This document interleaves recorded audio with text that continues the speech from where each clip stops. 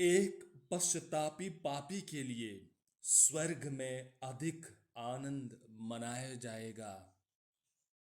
संत लूकस का सुसमाचार अध्याय 15 पद संख्या 7।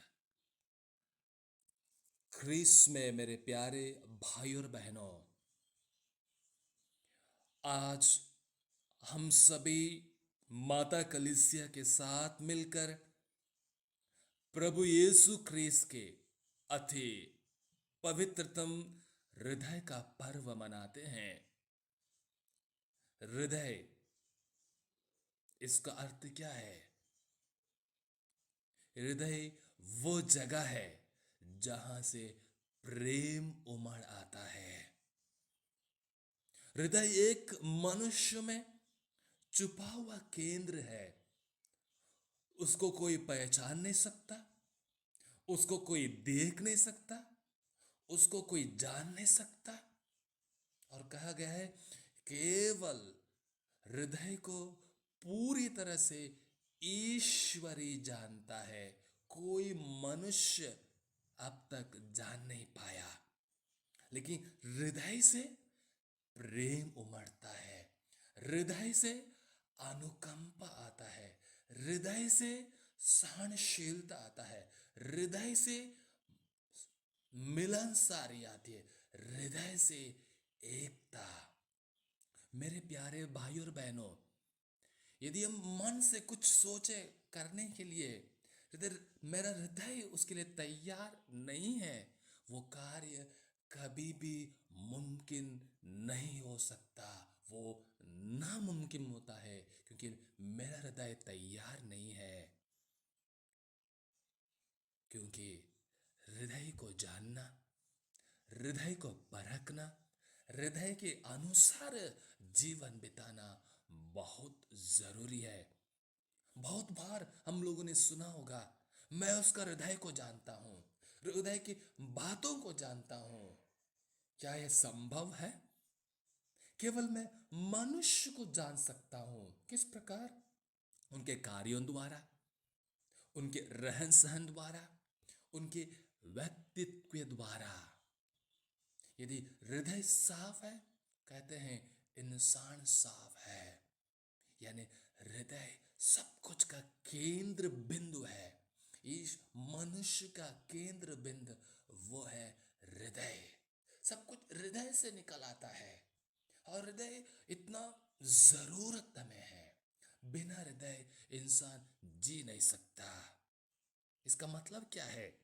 यह है व्यक्ति अपने सबसे भीतर की बात, व्यक्तिगत बात केवल उसी व्यक्ति के सामने रख सकता है, वो जो उसको मानता है दिल से, जो उसको दिल से चाहता है।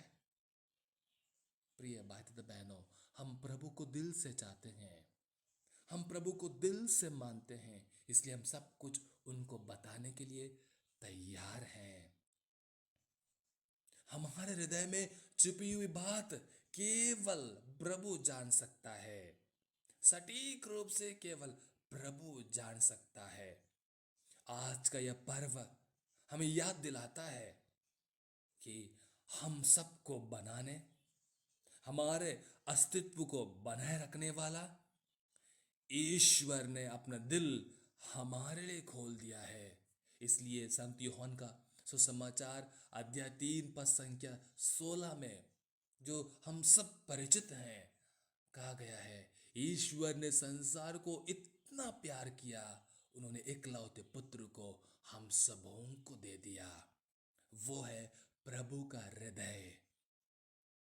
हमें पवित्रतम हृदय के प्रति अपनी भक्ति, आधार, सम्मान रखना है। प्रिय भाई बहनों, देखिएगा आज का पहले पाठ में नबी इज़ाकियेल कहते हैं, मैं अपने भेड़ों को जानता हूं, मैं अपने भेड़ों को स्वयं चराऊंगा। क्रिस में मेरे मेरे प्यारे भाई और बहनों, वो है ईश्वर का प्रेम। वह है वास्तव में ईश्वर का प्रेम हम सबों के प्रति।